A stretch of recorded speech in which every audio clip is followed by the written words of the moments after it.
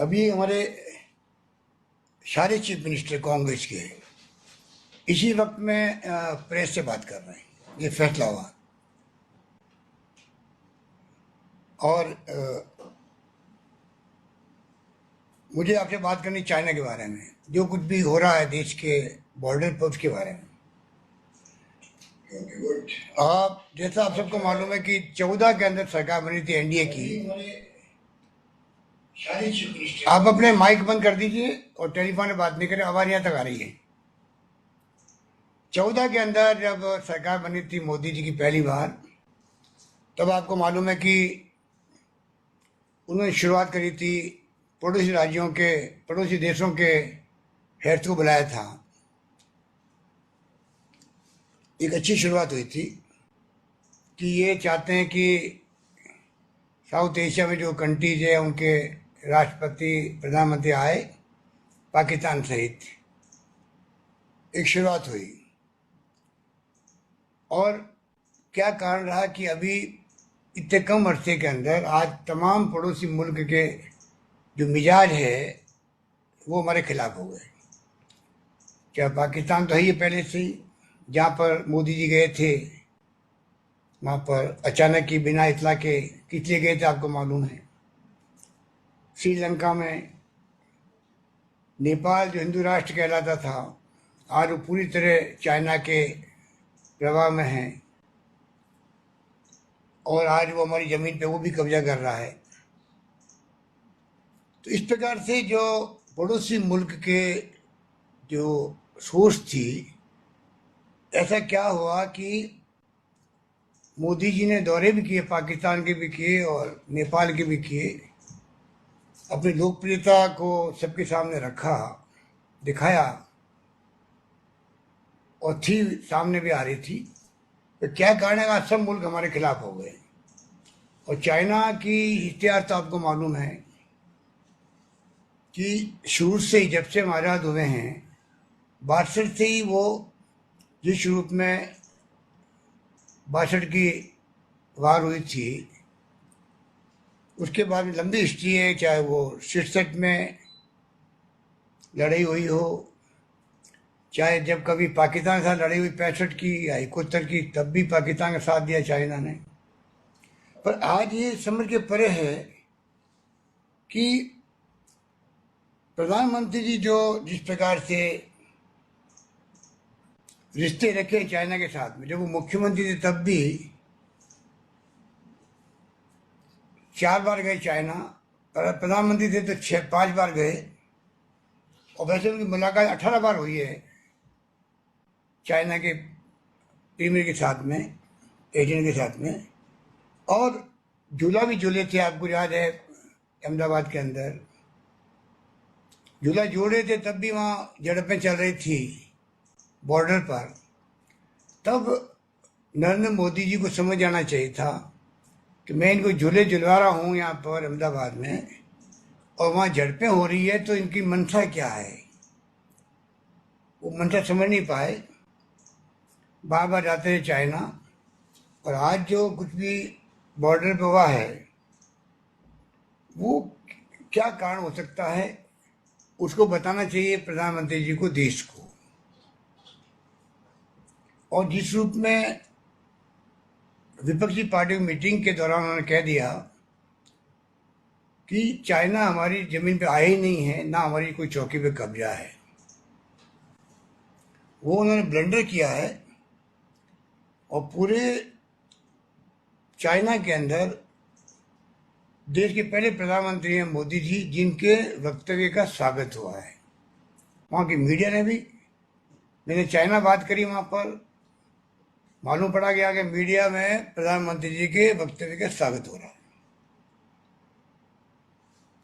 वहाँ की सरकार स्वागत कर रही है, क्योंकि जो चाइना चाहता था उसका सर्टिफिकेट हमारे देश के प्रधानमंत्री जी ने जाने अनजाने में दे दिया, जिसकी जरूरत नहीं थी। इसलिए कांग्रेस मांग करती है कि प्रधानमंत्री जी को अभी भी स्थिति स्पष्ट करनी चाहिए, अपने उस बयान को वापस विड्रॉ करना चाहिए।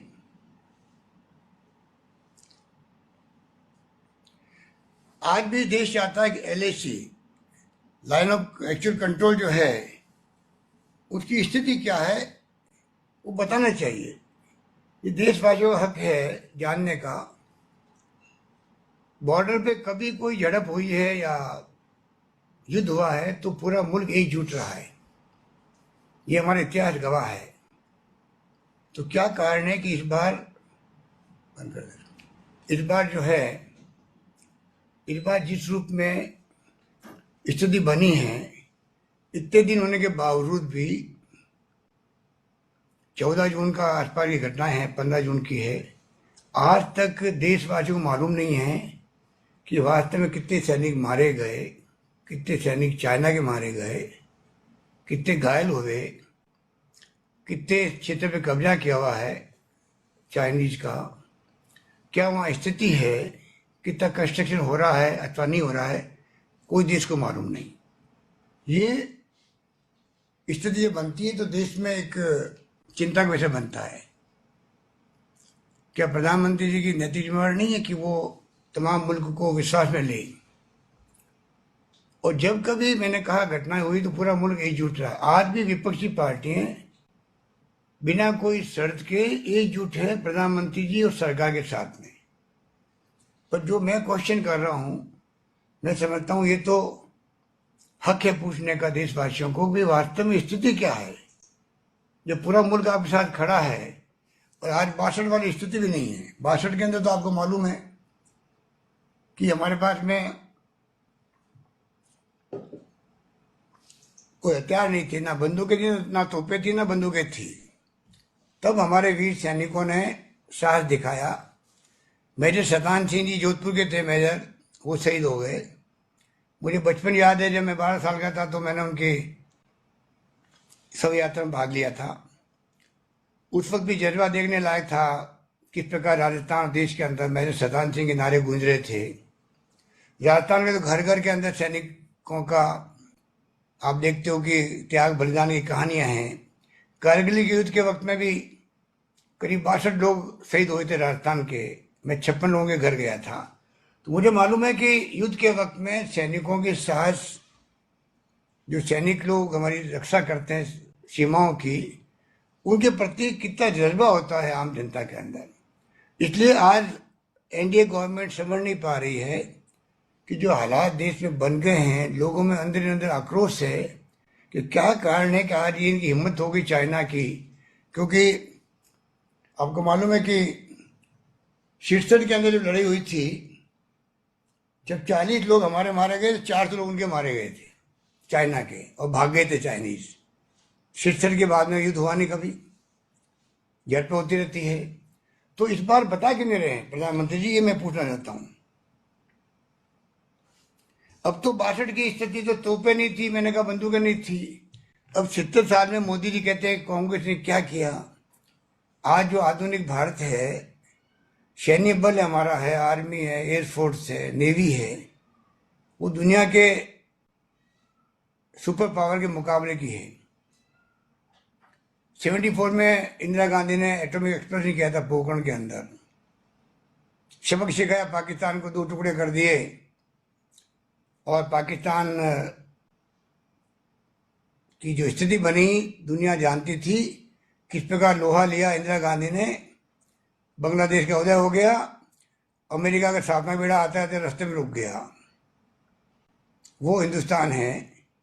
और आज 70 साल में हम आधुनिक हथियारों लैस है, हमारे पास सब कुछ है, एटॉमिक पावर है, मिसाइल्स है, आधुनिक तोपें हैं। बोफोर्स गन तो जब चलाई गई थी कारगिल के अंदर, तो राजीव गांधी जिंदाबाद के नारे लगे थे, जिसको लेकर राजीव गांधी को बदनाम किया गया। ये तमाम इतिहास आपके सामने है। तो प्रधानमंत्री जी क्यों हिचक रहे हैं वास्तविक स्थिति बताने में? गलवान वैली में कहाँ तक कंस्ट्रक्शन कराई गई है, ये क्यों नहीं बता रही है और छिपाना क्यों चाहती है? मुख्य रूप से तो बात यही थी।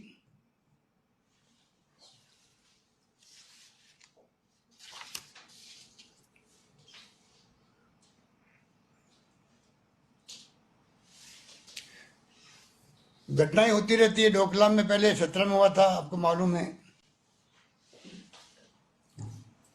देवसंग में एक वैली है, वहाँ पे भी 2013 के अंदर यूपीए गवर्नमेंट थी तो उस वक्त भी भगाया चाइनीज को। चूमर में 14 को जब मोदी जी जीपिंग के साथ में अहमदाबाद में मैंने कहा झूला झूले थे, तब वहाँ पर हाथापाई हो रही थी। तो ये घटनाएं बताती है कि दबाव में है प्रधानमंत्री जी और अमित शाह जी, क्यों नहीं देश को बता पा रहे हैं, ये समझ के परे हैं।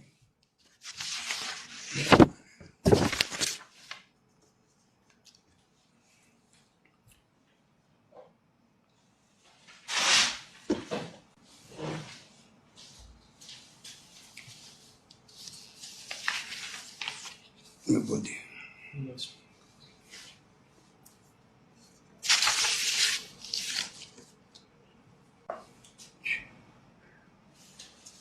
आज हमारी इकोनॉमी बहुत बुरे हालात में है और मैं समझता हूं कि क्या सोच के चाइना ने ये हरकत की है, इसका विश्लेषण होना चाहिए केंद्रीय सरकार में, पीएमओ के अंदर, विदेश मंत्रालय के अंदर, कि बिना कारण के इतनी बड़ी घटनाएं क्यों हो गई। हम लोग जूझ रहे हैं, एक तरफ तो कोरोना से जूझ रहे हैं, लॉकडाउन ने बर्बाद कर दिया देश को, जिस रूप में आर्थिक स्थिति ठप हो गई है। पहले से हम लोग इकोनॉमिक स्लो डाउन में थे,